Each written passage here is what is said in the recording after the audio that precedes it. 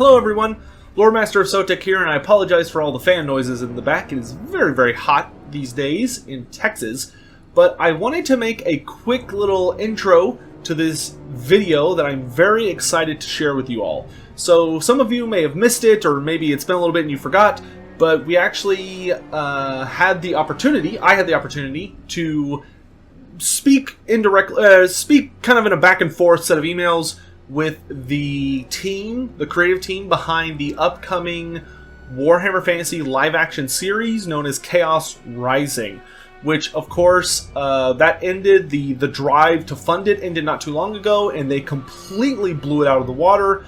They literally met every single goal they could possibly think of. I think they literally ran out of ideas on incentives because people were so strongly backing the project. I can't wait to see more as they work on it in development and stuff. I can already confirm that I, at some point, will be traveling over to Scotland to meet those guys and maybe even appearing, however briefly, in the show. But I'm really, really excited for when that day comes. But for right now, as part of an effort to draw attention to the project, and because I also significantly supported it, and trying to bring a lot of eyes on it, I had the opportunity to basically gather questions and format them into a little list and send it off to the creative team, who were so kind as to record themselves answering the questions and sending them back to me. So I chatted with my editor, and we decided the best way to handle this is that I'm simply giving this little intro to give you the situation, and then I'm just going to let the guys from Chaos Rising take the rest of the video. And I hope you all really enjoy it. They are a rather amusing group of individuals, and I'm very excited to meet them one day. I gathered all of your questions from the video where I asked for them, and also kind of snooped around my community looking for people talking about it to get some ideas of what people were wondering about. And I think I got a pretty nice selection, and the guys were nice enough to literally answer all of them. So I hope you all enjoy this video, and if you haven't already, please be sure to follow Chaos Rising on their various platforms. I believe they're on Instagram, Facebook? I think they're like everywhere except Twitter. So they do talk a little bit about it, but I'll have links in the description down below so you can follow their project as it continues along. If there are any major updates as far as them revealing footage or information, obviously this is a Q&A very early in their project, so there were a number of questions that they could not answer yet, which is totally fine. We'll get those answers as the project continues along.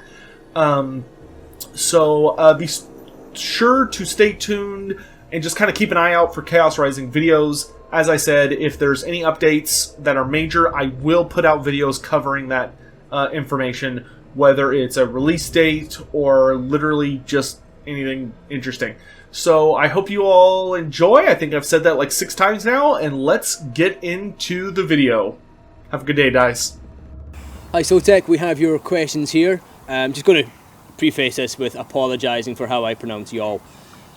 We are going to do our best to answer all your questions without giving anything away about the project. Hope you enjoy.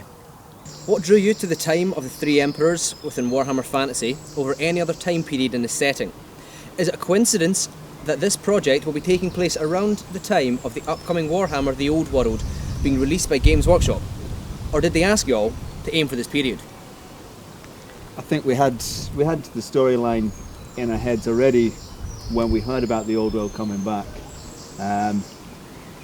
So we already had that timeline in our minds when we started the story. Just happy coincidence. I mean, even just from a more practical standpoint, the weapons and armour, particularly that of the Bretonnians, is something that we had very ready access to through our association with the Clan Ranald Trust for Scotland, so it really made sense for us to be setting it in and around that area. One of the achieved stretch goals was bringing on a monster for the Chaos Rising series. Any hints on what that monster will be? Can you speak on what technology will be used to bring it to life? We can't say too much about the creature extension without giving away much spoilers, unfortunately. So we can say we'll be using a mixture of good old-fashioned practical techniques and some digital effects as well. Can you reveal more about the Norscan tribe that is raiding Bretonnia for Chaos Rising?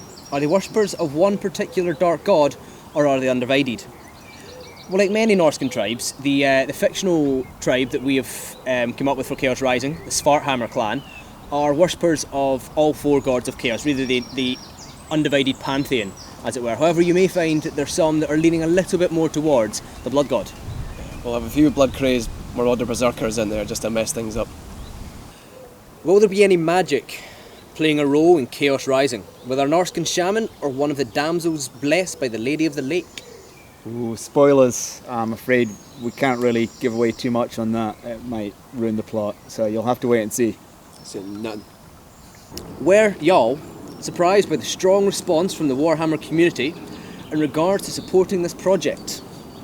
We'd hoped that some folks would take a wee interest in our project, but we never dreamed it would be this successful. Yeah, we actually ended up calling an emergency meeting when we were just smashing these targets with all your support, really to discuss what more we could do, how we could make this even better. And that was actually after only 3 days we had to call that emergency meeting. Yeah, it was a bit mental. But we're so thankful from the fans and the community to be given this chance. Given the success so far, have you all thought about pursuing more projects in the Warhammer Fantasy universe in the future? Perhaps witch hunters battling vampires in the Empire, Skaven contesting dwarfs in tunnels beneath the earth, or greenskins warring with the men of Kislev in the cold north. Well, while Chaos Rising has always been planned as the first in a 3-part web series, we do have some other ideas kind of floating about that we do discuss, but again, can't really give anything away yet.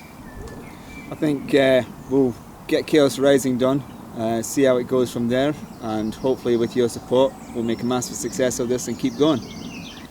My community in particular was curious on the writer's experience with the Warhammer universe.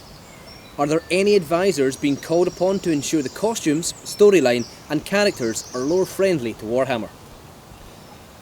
Well, guys, how much money have we sunk into Games Workshop? Billions. Honestly, very little. Billions. I can control my spending habits. Liar. I think there's a space in my attic, several boxes high, about that much painted.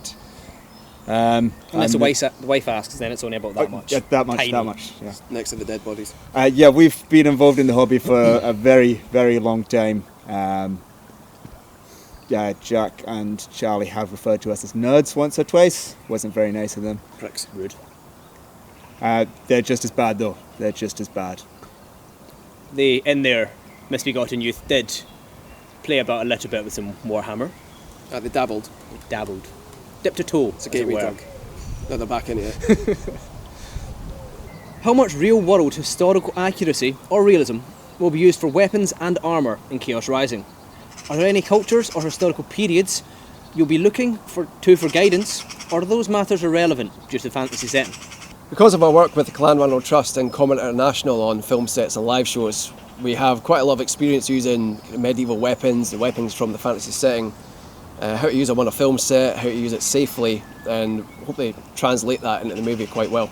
Yeah, that's right. I think Bretonnia has always drawn a lot of influence from medieval France and the 14th century medieval Europe. Something that we've worked a lot with Clan Runner Trust. And the Norscans take a strong Scandinavian vibe to them, kind of like Viking raiders, maybe a little bit more fantasy than history. But it's something we've worked with before, and we're hoping we can draw on our experiences to really just bring the Norscans and Bretonnians to life.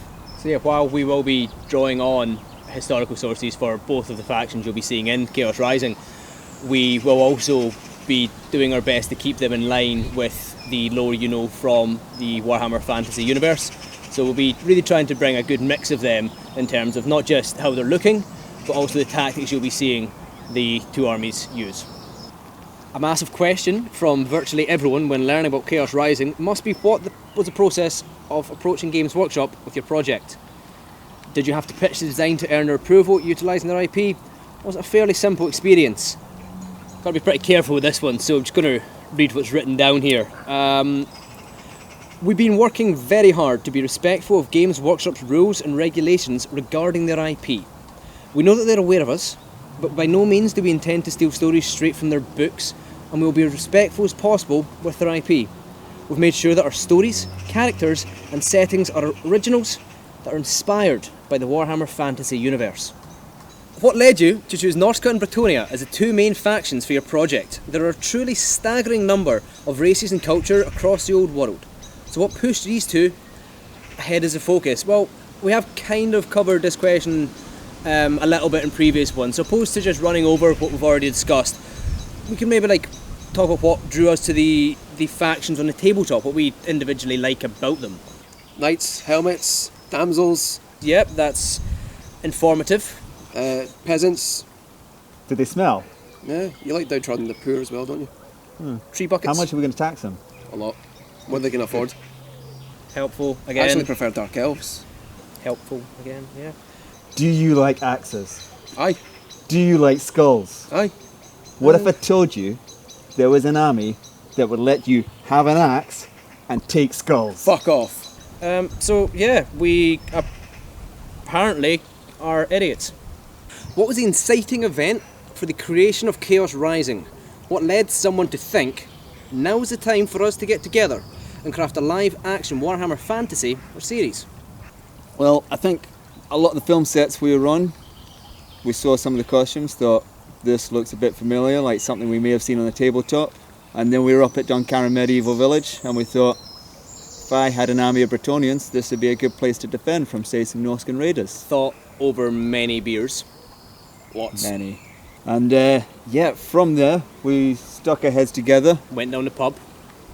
drank some more beers. More beers, yeah. And from there, really got a storyline together.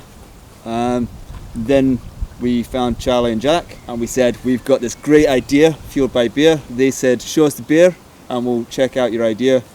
They loved it. And the idea too. What was the writing process for the script like? What steps would the design team take to make it clear to the viewer that this was a Warhammer Fantasy film and not a real-world medieval reenactment? The script writing process involved us, the creative team, Jack and Charlie. And beers. And beers. Meeting up on Zoom or in person and just With beers. with beers. Going through different iterations of the script and making sure it made sense as a production. It appealed to Warhammer fans. With beers. With beers. We tried to make things as detailed as possible and we make our characters make sense and make them really fit in our story. So when we were writing this story, it needed to feel like the Warhammer universe. We wanted to be faithful to the lore, but it also needed to be original. So this is an original story, all the characters are original, but looking at this, watching Chaos Rising, you'll feel like you are sucked into the Warhammer world. Most of our crew, well over half, have been involved in the Warhammer universe for a long time. It's a lot of books, miniatures gathered up. They're not going to turn a blind eye to someone getting some facts wrong or heraldry wrong. And the prop master was quite happy to add the occasional extra skull here and there, a few extra axes. Even our behind the camera crew, who had in their youth been a bit involved with Warhammer, hadn't really done anything for a few years. We got all of them on the games like Total War, Warhammer 2, Vermintide, so they got a little bit more re-immersed into the universe and again kind of got their teeth right into that lore. Research! I think a lot of the literature from the Black Library really helped us flesh this out. Loved the Knights Errant series, Knight of the Realm, Question Knight and Grail Knight that followed up after that. I've been making my way through a lot of the various Warriors of Chaos, Chaos Waste omnibuses. A few of them give you a good insight into Chaos as characters and as people. So we're not just seeing a two-dimensional, oh, he's a bad guy, but actually seeing a little bit more of them as people, their trials, their hopes. A lot of their hopes are quite dark, but they still have them, and that counts. Books like Blood for the Blood God, where you kind of go into the warring of the tribes and they've all got their own unique personalities, they're not just black and white, if you will. Yeah, Wolfric the Wanderer, where he's perceived as being blessed, but to him it's a curse, so you're looking at the different ways that they might even perceive their own interactions with their gods, and trying to, as we say, flesh out our characters and make them really come to life. Are you considering mimicking or putting on Bretonnian accents for the project? If so, will we see differences between the lowborn and those of higher social standing, and how their accents and their general vocab are portrayed? Well, we have debated this one at length, as you would have to, and while we have came to a decision, and I can tell you there will be differences between those lowborn and those highborn, we're not going to be able to give you anything else at this time, so you'll have to watch and see. You just point at me for the lowborn. No. Short arse. Shut up, peasant. Are there any early hints you can give us about characters or events that will be focused on within Chaos Rising? Any brave knights, terrifying marauders we should be on the lookout for in the future? Can't give away any specifics on this one without kind of spoiling the story, but we can say that we're going to flesh out the characters as best we can on both sides of the conflict to make this as immersive and as interesting as possible. If you want to stay up to date on any more character updates or the updates about the production itself, you can check our socials. We've got Facebook, Instagram and our Chaos Rising official website. There will be quite a lot of, well, not quite a lot of, some updates on the website regarding the characters, and you'll be able to have a bio, a bit of their history, and really get to know them a little bit before we come to the actual release. Of course, a critical question. Who would each of you say is your favourite among the Dark Gods of Chaos? I think Slanesh likes a good bevy, so I'm going to have to go with him or her or it. While Gork and Mork are of course the most brutal and cunning of all the gods, if I had to choose a Chaos God, it would be Khorne, as he suits my subtle mannerisms.